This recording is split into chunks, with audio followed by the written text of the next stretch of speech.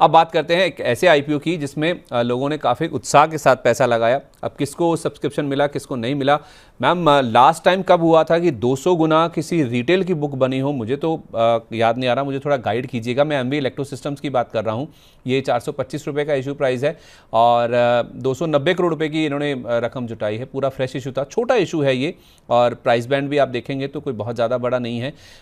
OFS का कोई part नहीं था, ये सबसे बढ़िया बात है। और ग्रे मार्केट मान के चल रहा है कि 425 वाला 527 रुपये पर लिस्ट हो सकता है। 24% का प्रीमियम मिलेगा, ऐसा ग्रे मार्केट मान के चल रहा है। तो आपकी क्या राय होगी मैम, क्योंकि कोई ऐसी कैटेगरी नहीं है जो 90 गुना से कम सब्सक्राइब हो। सबसे कम अगर सब्सक्रिप्शन किसी का था वो क्यूआईबी का था, 90 गुना के आसपास, 90.47 टाइम्स। एनआई का पोर्शन 375 गुना के आसपास, रिटेल का पोर्शन 200 गुना से ज़्यादा सब्सक्राइब होता हुआ दिखा है। इतना उत्साह जो था मैम, क्या सच में लिस्टिंग पर फायरवर्क्स की उम्मीद है? और अगर हाँ, तो क्या ये कुछ वैसा ही रुझान बनेगा जैसा हमने इंडो एमआईएम के केस में देखा था कि लिस्टिंग के बाद भी रखें इसको और बढ़िया चलता हुआ नजर आएगा?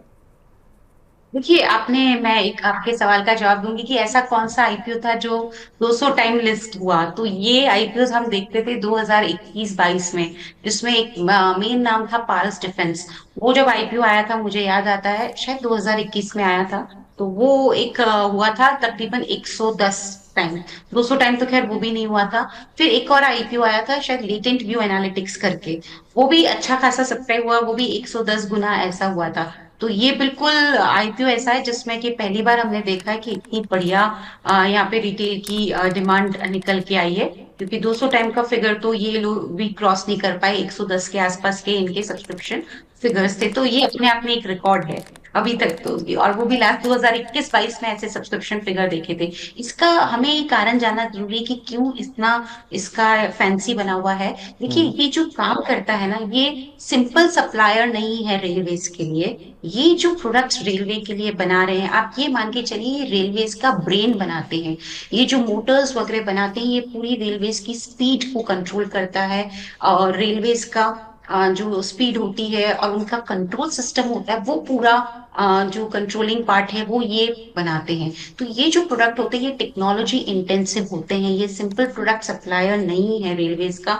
और वही बात इसके लिए यहाँ पे काफी ज्यादा एक मजबूत बन के निकली है। तो मुझे मतलब लगता है आप कह रही हैं कि ये नीश काइंड ऑफ प्रोडक्ट बनाते हैं?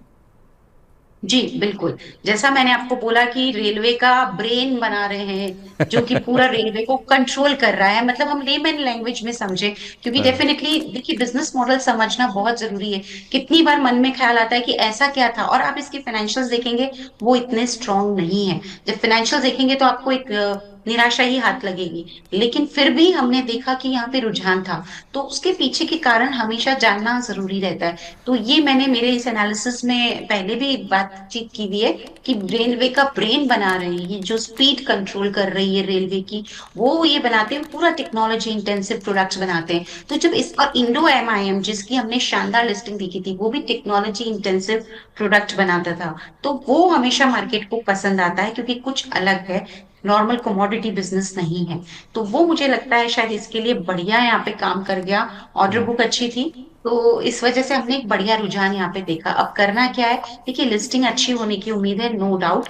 लेकिन मैं हमेशा ये मानती हूँ कि बहुत बड़े गेम होते हैं तो छोड़ना नहीं चाहिए, कुछ तो मुनाफा वसूल करना चाहिए, पार्शली ही करें। तो वो सलाह इसमें भी रहेगी कि बहुत बड़े गेम हुए तो बिल्कुल पार्शली मुनाफा वसूल करते हुए नजर आए, जैसा कि आप अभी बता रहे हैं।